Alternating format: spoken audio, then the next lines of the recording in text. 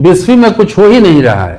अगर आप बिस्फी का दौरा कर रहे होंगे तो जिस सड़क पे बिस्फी की सबसे मुख्य सड़क, बिस्फी जो हमारा मुख्यालय है वहां से बेनीपट्टी की तरफ एक सड़क जाती है, आपने देखा होगा कि वहां पे सड़क में गड्ढा नहीं है, वहां गड्ढे में ही सड़क बनी हुई है।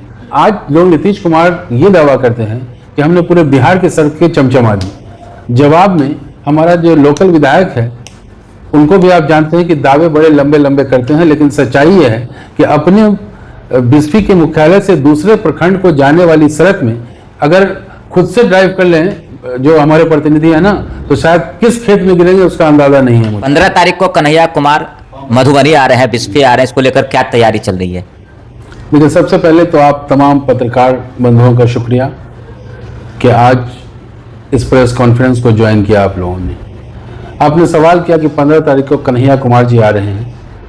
कन्हैया कुमार जी कांग्रेस पार्टी के सीनियर लीडर हैं। इंडियन नेशनल कांग्रेस पार्टी में सबसे मजबूत कमेटी होती है कांग्रेस वर्किंग कमेटी, उसके मेंबर भी हैं। साथ साथ NSUI जो स्टूडेंट विंग है कांग्रेस पार्टी का, उसके राष्ट्रीय प्रभारी भी हैं। तो एक बड़े नेता जो देश में युवाओं की लड़ाई लड़ रहे हैं, उनका बिस्फी में आना अपने आप में एक बहुत इंपॉर्टेंट है। बिस्फी में कहाँ आ रहे हैं? बिस्फी में शिबौल हाई स्कूल है जो रथोस पंचायत में आता है और बिस्फी विधानसभा के अंतर्गत शिबौल आता है। आने की कोई खास वजह? देखिए, आपको भी पता है कि वो लड़ाई लड़ रहे हैं न्याय की। जो प्रोग्राम है उस प्रोग्राम का नाम ही है न्याय संवाद रैली। तो न्याय की बात वो पूरे देश में कर रहे हैं। उसी कड़ी में बिस्फी के लिए मैंने रिक्वेस्ट किया कि इसलिए कि हमारे यहाँ युवाओं को मैंने बड़े करीब से देखा है। हमारे यहाँ बेरोजगारी चरम सीमा पे है। युवा उनके जो अभी प्लान रोको और नौकरी यात्रा पे बहुत सारे युवाओं ने, नौजवानों ने इन्फ्लुएंस होकर के उनसे जुड़ने की ख्वाहिश रखते हैं।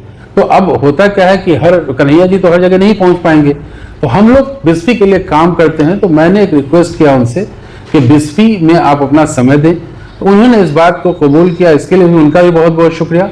और हमारा यह है कि वो डायरेक्ट लोग उनसे जुड़े।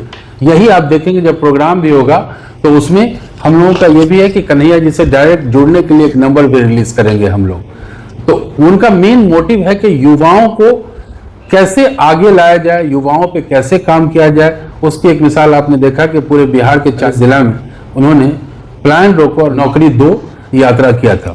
अच्छा, 25 में विधानसभा के चुनाव से हुआ वाला 4 महीना बाद तो बिस्फी के की कहना, कांग्रेस के सीट बनते हैं कि RJD के सीट बनते हैं, तरह के कहन तैयारी है?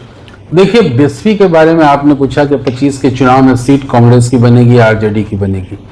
मैं जिस पार्टी का सिपाही हूं, मेरी प्राथमिकता यही रहेगी कि कांग्रेस पार्टी की सीट बने और मैं उसी के लिए लड़ भी रहा हूं, सारे प्रोग्राम भी कर रहा हूं।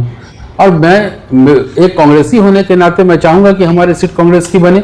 मैं उसके लिए पूरी तैयारी भी कर रहा हूं कि कांग्रेस को अगर टिकट मिलता है तो खुद को दावेदार मतलब साबित करेंगे। जाहिर है, नेता आपने देखा होगा कि पूर्व में विधान परिषद लड़ा हूं, तो अब नेता को तो उम्मीदें रहती है चुनाव लड़ने की। लेकिन मैं राहुल गांधी का एक छोटा सा सिपाही हूं, एक गांव से निकला हुआ कार्यकर्ता हूं। जरूर पार्टी ने मुझसे यकीन किया था, एक बार पार्टी ने मुझको लड़ाया है विधान परिषद, दोबारा भी मैं उम्मीद करता हूं कि पार्टी मुझे जो जिम्मेदारी देगी मैं उसको कबूल करूंगा। बिस्फी में मुख्य जरूरत क्या है आम जनता के बीच अगर आप चाहते हैं तो क्या देखते हैं, क्या जरूरत है जिसको मीट करनी चाहिए?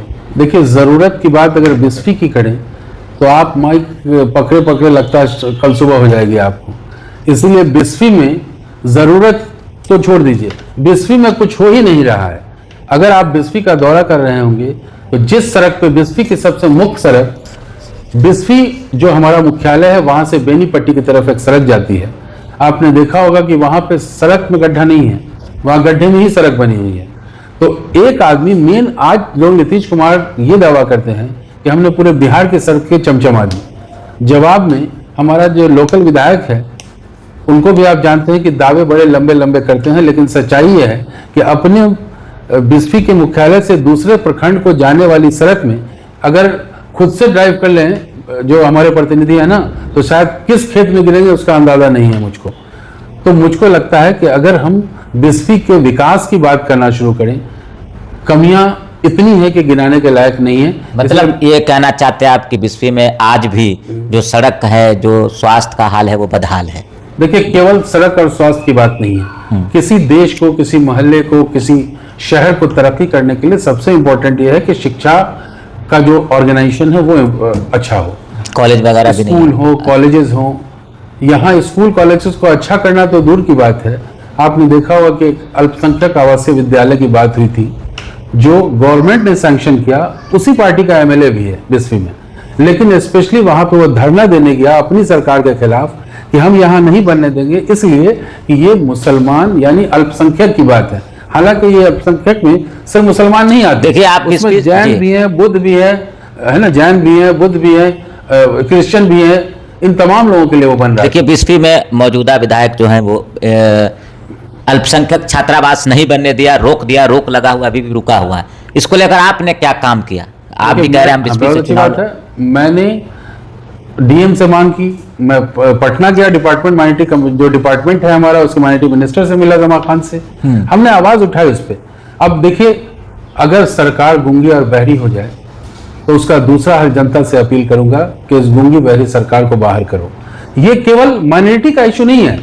आप अभी देख रहे होंगे रोज जो हालात हैं कि आज सुबह अखबार खोले, टीवी खोले, कहीं ना कहीं 2-4 मर्डर की खबर आती है। कल आपके ही न्यूज चैनल से मैं देख रहा था सीतामढ़ी में कि 11 साल की बच्ची के साथ जो हैवानियत और दरिंदगी हुई है, कौन इसका जिम्मेदार है? सरकार जिम्मेदार है इसकी। और सत्ता पक्ष के लोग जिस तरीके से यहाँ हालात बनाए हैं बिहार को, ये वो बिहार नहीं था। इस बिहार में लोग कहते थे कि अब बिहार फिर से ठीक हो गया, जब पहले वाले बिहार की बात करते थे। लेकिन मुझे लगता पटना है में बीते 24 घंटे में डबल मर्डर के 2 केस हुए हैं। तीसरा भी जो हालात हैं, जो डबल मर्डर की बात कर रहे हैं आप, उसमें जो तीसरा एडमिट है पेशेंट, उसके हालात भी मुझे नहीं लगता है कि वो शायद बच पाए। हम सब लोग प्रार्थना करते हैं कि तीसरे लोग जो बचे हैं उससे, मतलब अभी हॉस्पिटल में हैं, उनके लिए प्रार्थना करते हैं कि वो कम से कम जिंदा रहें, कि सच्चाई वो खुल के बयान कर पाए हम लोगों के बीच। कन्हैया कुमार आ रहे हैं, उसको लेकर कोई संदेश है, कोई मैसेज है? जाहिर है कन्हैया कुमार जी पूरे देश के युवाओं की धड़कन है। पूरे देश का युवा उनको सुनना चाहता है, पूरे देश का युवा उनसे संवाद करना चाहता है। मैं पूरे बिस्फी विधानसभा के साथ साथ मधुबनी जिला और दरभंगा जिला, जो करीब का जिला है, बगल में सीतामढ़ी भी है, उन तमाम लोगों से अपील करता हूं कि कन्हैया कुमार जो पूरे हिंदुस्तान के युवाओं की आवाज है, उसके साथ हम खड़े होकर ये साबित कर दें कि कन्हैया कुमार अकेले नहीं है। अगर वो पूरे देश के लिए आवाज उठाता है तो पूरा देश उनके लिए खड़ा है।